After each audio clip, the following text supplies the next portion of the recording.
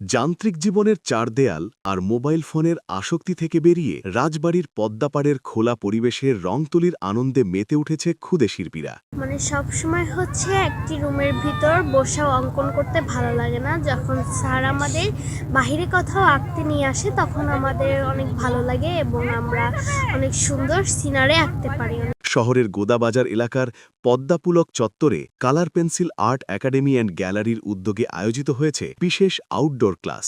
প্রমত্তা পদ্মার পাড়ে খোলা আকাশের নিচে বসে রং তুলি হাতে প্রকৃতিকে ক্যানভাসে তুলে ধরে ক্ষুদে শিল্পীরা। পদ্মা নদীর পাশে ছবি অঙ্কন করতে আমার অনেক ভালো লাগে। আজকে আমি যা দেখেছি তাই এঁকেছি, যেমন একগুলো নৌকা, মানুষ, অনেক হাঁস, এরকম। দিনব্যাপী ব্যতিক্রমী এই ক্লাসে অংশ নেয় দ্বিতীয় থেকে দশম শ্রেণীর প্রায় ৬০ জন শিক্ষার্থী। কেউ ইজি চেয়ারে হেলান দিয়ে, কেউ বা ঘাসের ওপর বসে নিবিষ্ট মনে আঁকছে পদ্মার ঢেউ, পালতোলা নৌকা আর আশপাশের প্রকৃতি।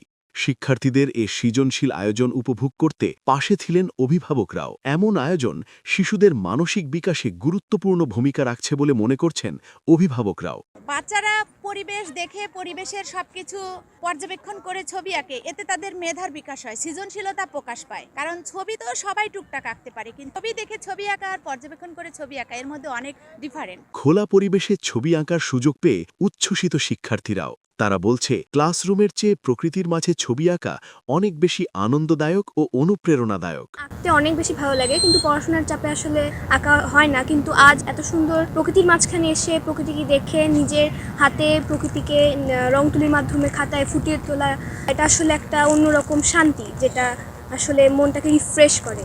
শিশুদের মোবাইল আসক্তি কমানো ও সৃজনশীলতা বৃদ্ধির জন্য আউটডোর ক্লাসের গুরুত্ব তুলে ধরেন প্রশিক্ষক। বাচ্চারা অতিরিক্ত পড়ার চাপ এবং অতিরিক্ত কোচিংয়ের চাপের কারণে বাচ্চারা ঘরমুখী হয়ে যায় এবং মোবাইল আসক্ত হয়ে যায়। এই কারণে আমি মাঝে মধ্যেই আমার বাচ্চাদের প্রতিবারে আমি আউটডোরে ক্লাসে নিয়ে আসি, যারা বাইরের প্রকৃতি দেখে, প্রকৃতির সাথে মিশে যারা অনেক কিছু শিখতে পারে এবং প্রকৃতি দেখে ওরা ছবি আঁকে। তিনি আশা প্রকাশ করেন, সরকারি সহায়তা পেলে এটি আরও বড় পরিসরে আয়োজন করা সম্ভব হবে। কারো কাছে এরকম সহযোগিতা পাইনি, আমার গার্ডিয়ানরাই হেল্প করে, এরাই রেজিস্ট্রেশন ফি দিয়ে এরাই সব খরচ বহন করে এবং আমি সরকারের সহায়তা পাই না। সরকারি সহায়তা পাইলে আরও ব্যাপক আকারে হয়তো করা যেত।